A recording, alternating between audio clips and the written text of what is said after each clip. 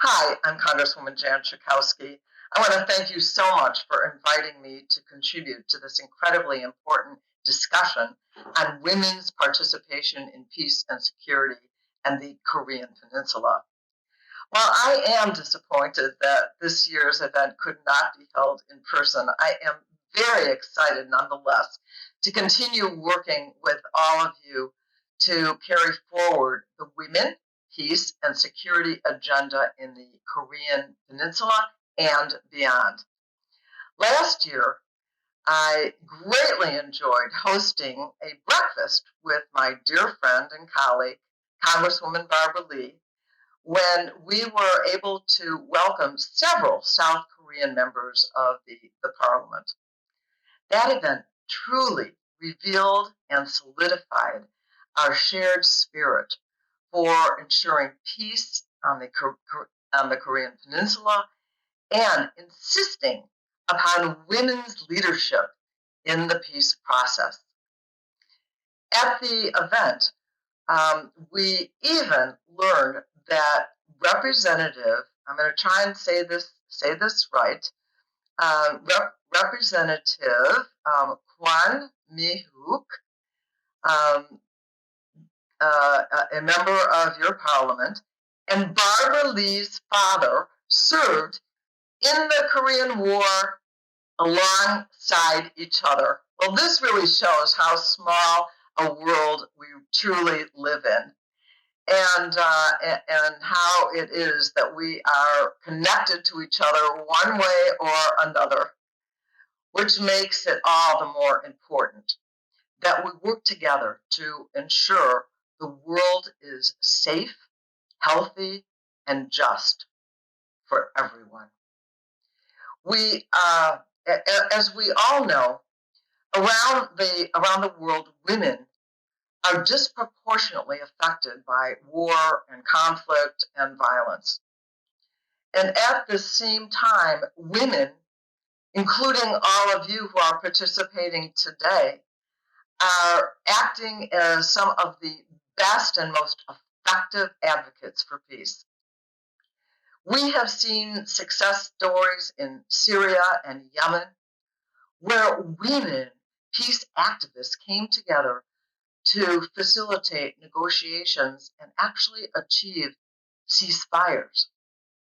We have also seen the power of women in Liberia and the Philippines and in Ireland, where women helped ensure that the Good Friday Agreement included social issues, reconciliation projects, and compensation for victims of violence.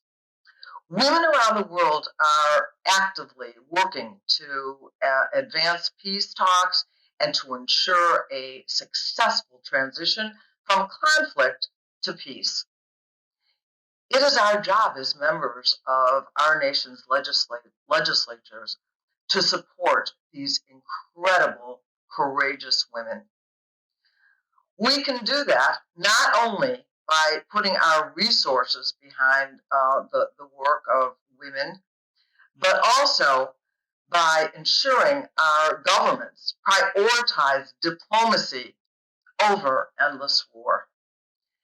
In the United States, we can start by passing House Resolution 152, a resolution calling for a formal ending to the Korean War. I am so proud to be one of the original co-sponsors of this resolution that now has 48 co-sponsors, and that list is still growing. Not only does the resolution call for a formal end to the war, it also includes a key provision that, and I'm going to quote, affirms the vital role that women and other marginalized groups who would be particularly vulnerable to any resumption of active hostilities. They must play in building a lasting, sustainable, and peaceful settlement. And this resolution calls on all parties to take greater steps to include women and civil society in ongoing discussions as outlined in the Women, Peace, and Security Act of 2017. While this resolution's support continues to grow in Congress, it is also growing among the American people. A poll released last year by Data for Progress and YouGov found that there is bipartisan support for a peaceful agreement with North Korea, with 67% of American voters in support overall. I believe that this reflects a broader sentiment of the American people. They are tired of endless war. With the Korean War, we saw the start of the modern military-industrial complex in the United States. 3 years after the war, the Pentagon budget quadrupled. Within the last 3 years, United States military spending has increased by almost 20%. Yet, our current president continues to propose budgets that slash programs that American people actually need to survive. And to this day, the United States military budget remains inflated and reflects misplaced spending priorities, especially during this pandemic. I am working in Congress as part of the Defense Spending Reduction Caucus to ensure that we stop funding endless war and instead put more resources toward sustainable diplomacy.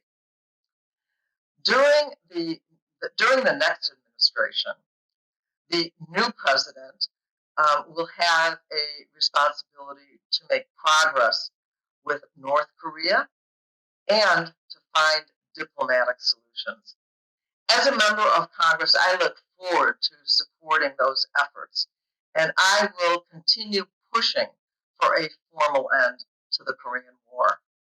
I will also continue working to ensure that the negotiation table always includes women, and that women's voices are not only heard, but are put into action. I truly believe that without women meaningfully involved in the process of making peace, that we can achieve a lasting and durable peace on the Korean Peninsula. And I look forward to continuing to work alongside of you to achieve this goal. I want to thank you again for including me in this wonderful, wonderful event, and I hope to see you all again soon. Thank you.